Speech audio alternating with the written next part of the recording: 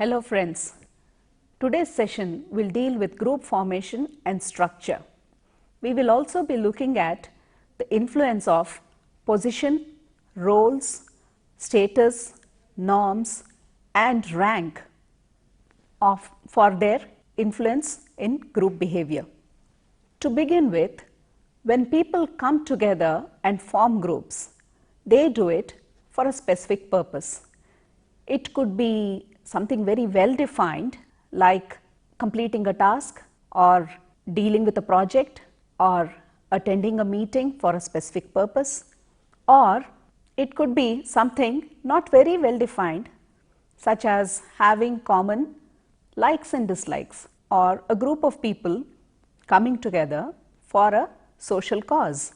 So, due to various reasons, people form groups. There is also the matter of man being a social animal, that is, coming together and forming groups addresses social needs of individuals.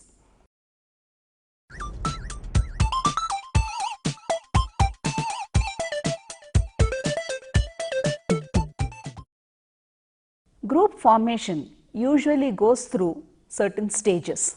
A group does not develop and function just like that all on its own.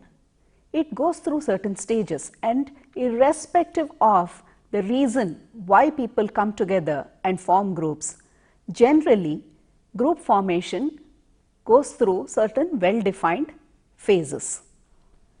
These are the stages of forming, storming, norming, performing and adjourning. Forming is the very first stage of group development process. What do we mean by forming? As the word itself, as it is evident from the word itself, forming is the stage where people come together. This is the first stage and the initial phase of group formation. So, while there is anxiety and uncertainty, there is a sense of excitement and optimism during this stage among the members of the group. The second stage in group formation is the storming stage. After the initial euphoria of coming together, reality sets in. People realize that there are differences of opinion in terms of how to go about reaching the goal, what needs to be done, who needs to do what, and how to progress in a smooth manner towards reaching their desired goals. So, storming is a stage which involves a lot of intra-group conflict. During the storming stage, conflict rises within the group, and this leads to lot of frustration, anxiety and even dissatisfaction among group members. So, storming is also characterized by anxiety, but instead of the positive impact seen in the forming stage, during the storming stage, the intra-group conflict tends to pull down people. The anxiety tends to have a negative impact. The group then figures out some common ground. The group then finds a balance. The members come to some kind of an agreement as to how to go about functioning as a group rather than as a collection of distinct individuals. This marks the third stage of group formation, and this is called norming. Norms develop, that is, certain prescribed and certain undefined but at the same time accepted rules emerge for the functioning of the group. So, norming stage is characterized by close relationships developing within the members of the group and the group members exhibiting cohesion within the group. Close relationships and cohesions form the hallmark of the norming stage of group development. Once the group norms are established, once the people more or less get an idea as to whose role is what and how to go about things, the next stage or the performing stage begins. This is the stage where there is a high degree of cohesion, the maximum level of activity and goal directed behavior is seen during the performing stage. As the name itself suggests, performing stage is when the group members are totally focused on driving the group towards their desired end state. During the performing stage, the group is thus fully functional.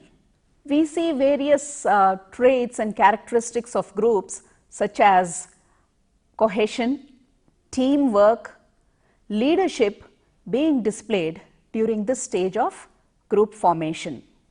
Performing stage is followed by the final stage of adjourning. Once the group reaches its stated goal, then the group generally adjourns, or the purpose for the group to be in existence is no longer there. So, the group disbands. This is especially seen in task groups or in formally defined groups where people come together for a clearly stated purpose, project or a department that is created to address specific needs. Such groups usually go through this final stage of adjourning. However, informal groups or groups which continue to find reasons for existence do not reach adjourning stage. They might morph into something different, or they might find a new purpose to continue as a group. Informal groups like friends.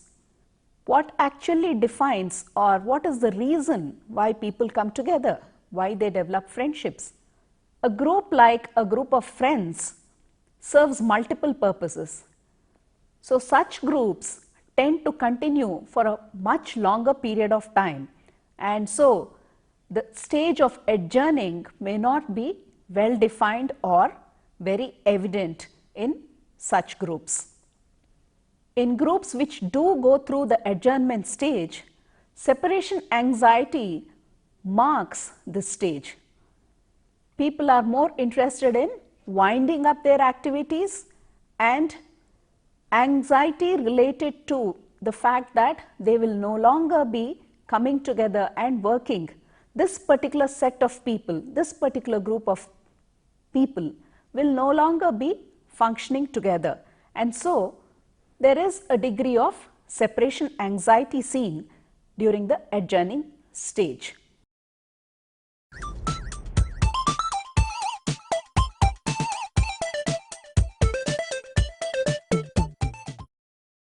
Let us now look at the next topic, group structure.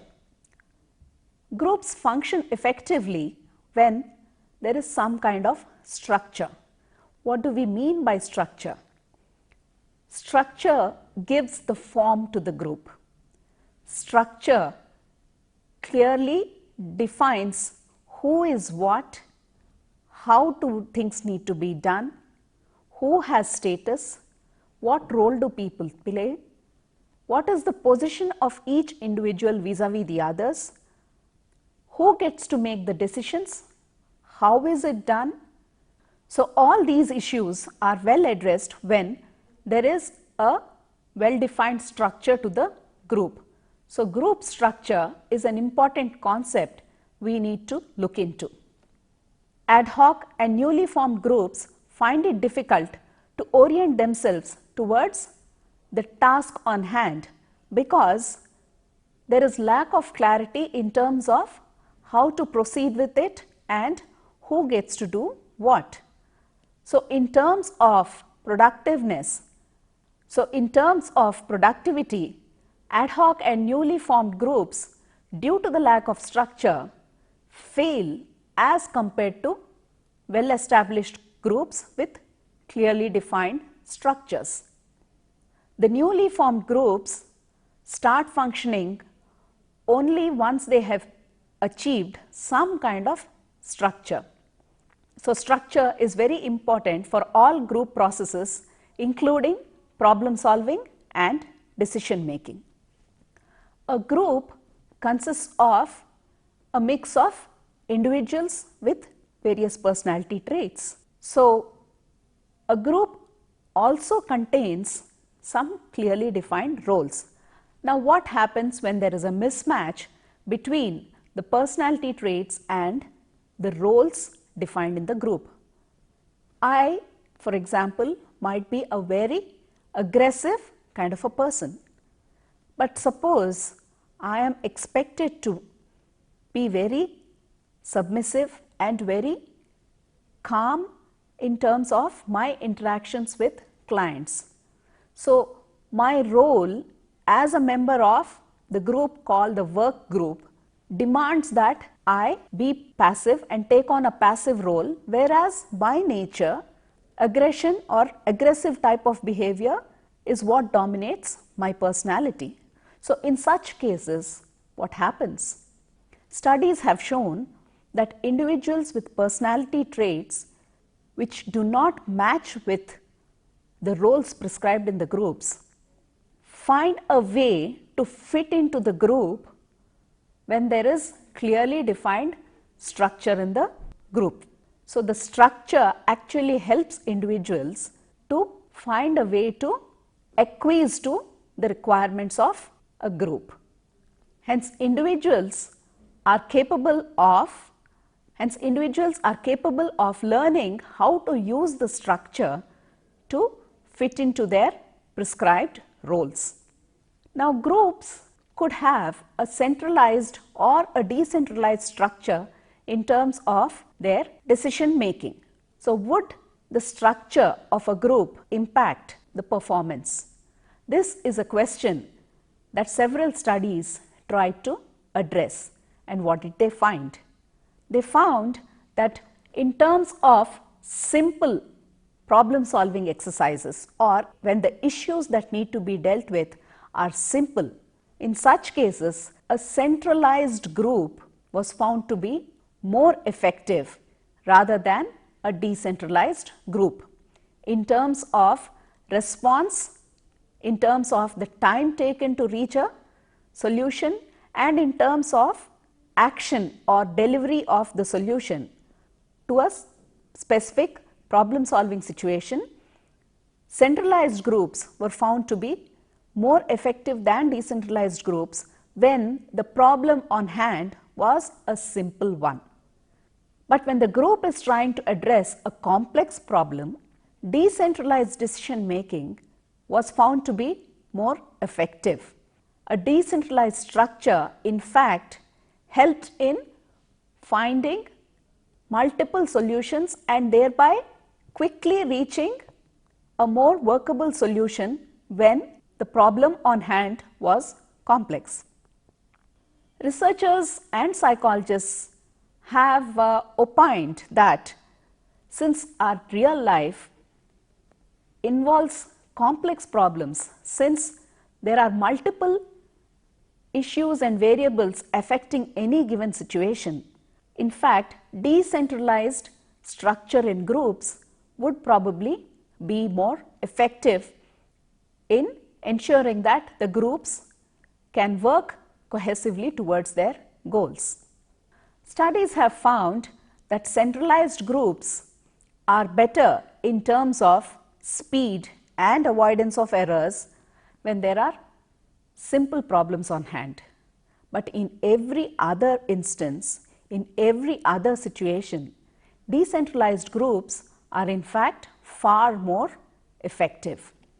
When we look at the group members, individuals in key positions in centralized groups have a greater degree of autonomy and a greater degree of independence when it comes to functioning within the groups. This independence and this autonomy helps them to be free. This independence and autonomy helps them to be free to solve problems quickly and address the issues on hand.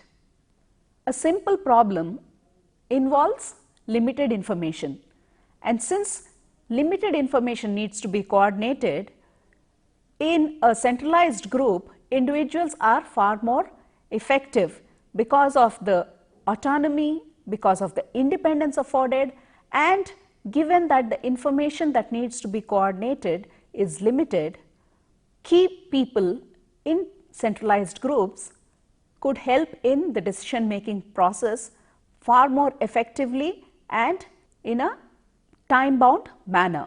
But when a complex problem needs to be addressed, the individuals are saturated with data.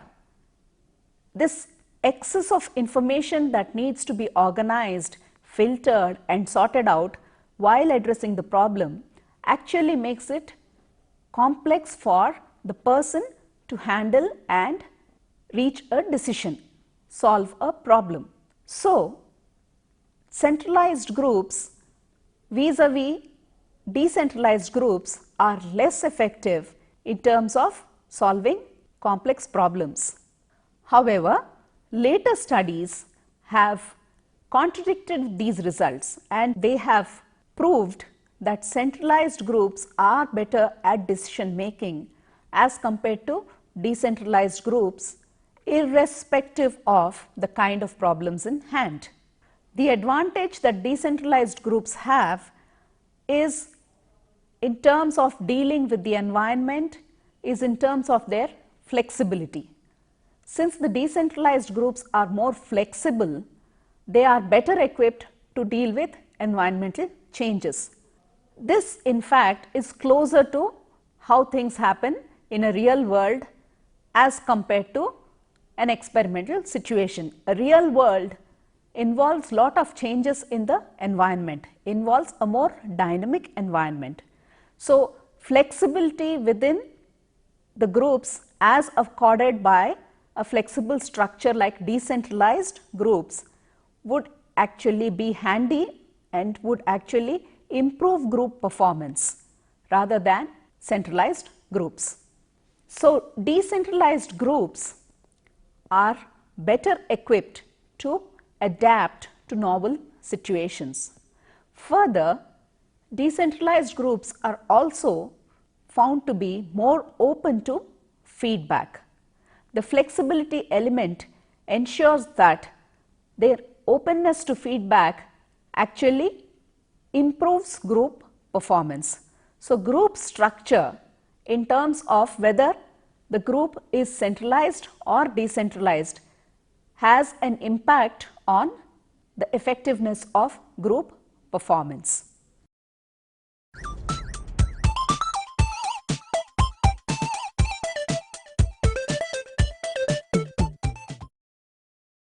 Let us now look at how position, roles, status, rank and norms influence group behavior.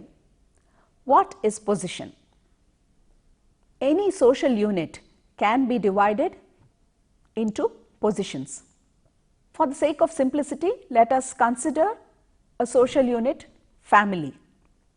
A family can be divided into father, mother, son, daughter, brother, sister, etc. So, a position is a clearly defined part of a social unit and it carries with it certain responsibilities as well as certain privileges or rights. Each position in a group can be occupied only by a person with the requisite qualifications. So, based on the position of a person in a group or the position of a person in a social unit, how the group member behaves would be influenced by the position he or she occupies in the group. Let us now look at another concept, that is rank of an individual in a group. What do we mean by rank? A rank is usually a clearly defined and a formally designated title that is given to a group member for being part of the group. So, a rank is formally defined. It is well defined, clearly stated, and usually it is reflective of a hierarchy within the group.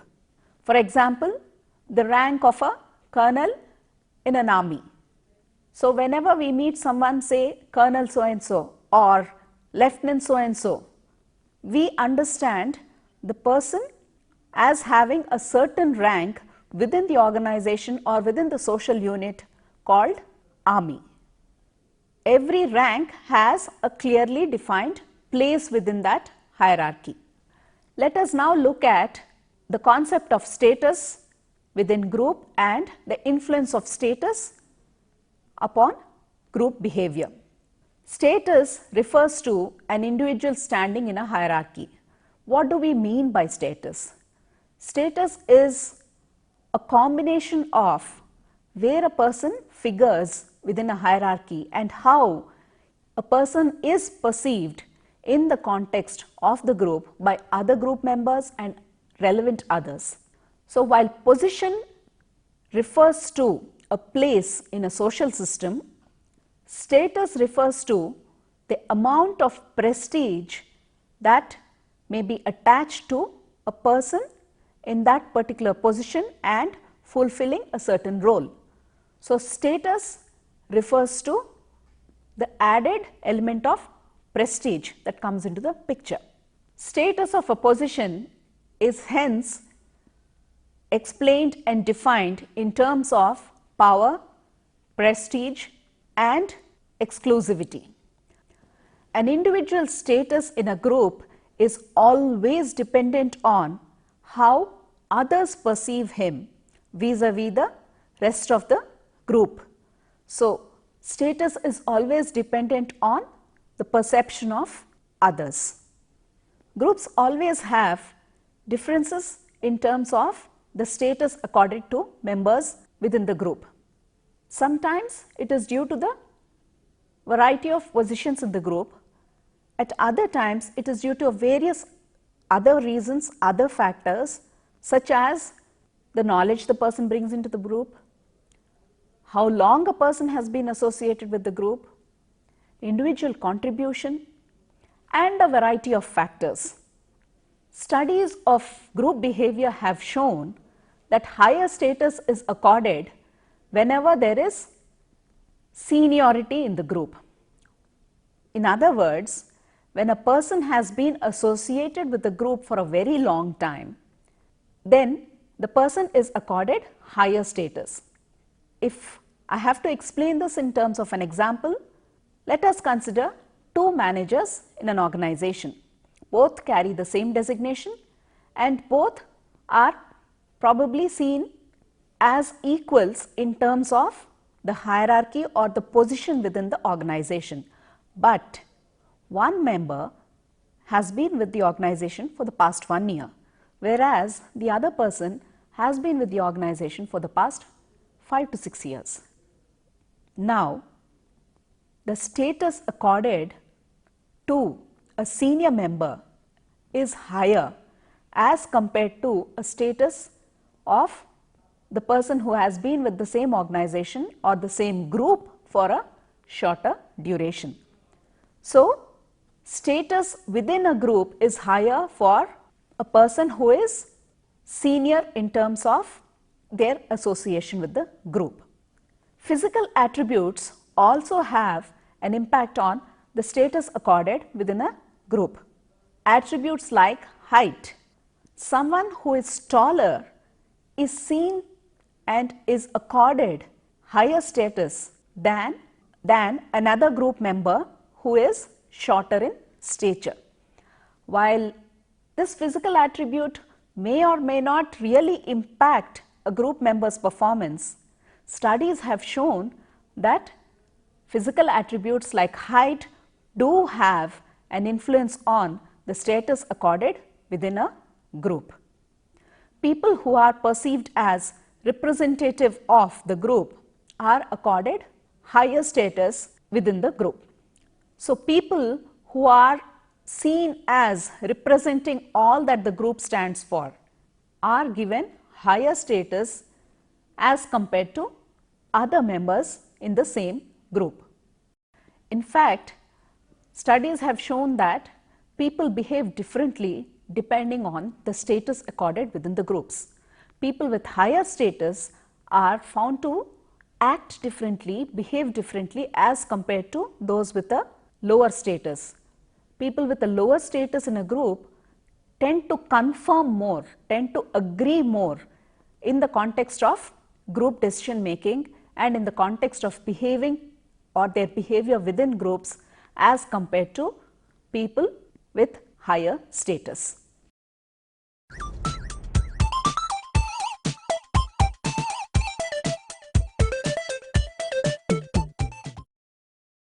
Let us now look at the concept of roles in the context of groups. A role is a pattern of behavior expected from a particular individual in the group context. This depends on the position he or she occupies in the group. So, roles are sometimes well defined within a group and sometimes roles grow upon people. People gradually take upon themselves certain roles, though this has not been defined in the initial stages of group formation. Each and every one of us take upon ourselves multiple roles in our lives, and the roles which we internalize tend to have a lot of effect on how we look at life and carry ourselves in the context of groups and in any interpersonal context for that matter. So, roles actually contribute to and become a part of the self identity of individuals when the roles are internalized by group members. Norms are rules or expectations which are set within the groups for the behavior of group members. How a group member should behave or should not behave is defined by the norms of the group. So, what happens when there is a dissenting group member? Let us look at one particular kind of norm, that is individualism versus collectivism. Now, if a person highly identifies himself or herself with the group and if the norm of the group is individualism, then dissension by the group members is tolerated. But if the norm is collectivism, not individualism, then what happens? In such cases, if there is a high degree of identification, then this impacts the response of the other group members. Whereas, when there is low degree of identification with the group, irrespective of the norm, dissension has no effect on the individual's responses to group. So, norms are the rules or the expectations which are defined in terms of how a person should or should not behave in the context of the group.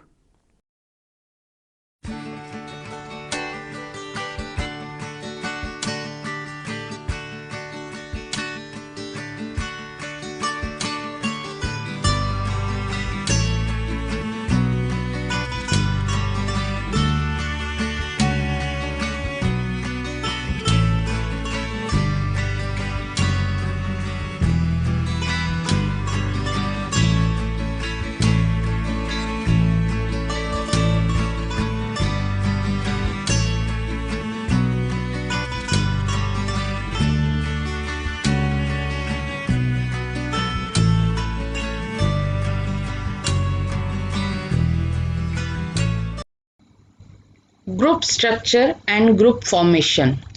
Multiple choice questions. First question is, एक समूह अच्छी तरीके से कार्य कर पाता है जबकि उस समूह में होती है एक विशिष्ट प्रकार की स्ट्रक्चर, संरचना, फंक्शन, प्रकार्य, रोल रिवर्सल यानी कि भूमिका परिवर्तन, प्रेशर यानी कि दबाव. नेक्स्ट, शेयर्ड गोल्स यानी कि साझा लक्ष्य और एक्सेप्टेंस, स्वीकृति देखी जा सकती है. ये ग्रुप डेवलपमेंट की डिफरेंट स्टेजेस हैं, तो इनमें से किस स्टेज में साझा लक्ष्य स्वीकृति देखी जा सकती है? फॉर्मिंग, स्टॉर्मिंग, एडजॉर्निंग या कि नॉर्मिंग। नेक्स्ट, किसी समूह के भीतर नियम या अपेक्षाएं कि उसके सदस्यों को किस तरह का व्यवहार करना चाहिए या नहीं करना चाहिए, इसे कहा जाता है मानक, स्थान, भूमिकाएं या सामाजिक स्थिति।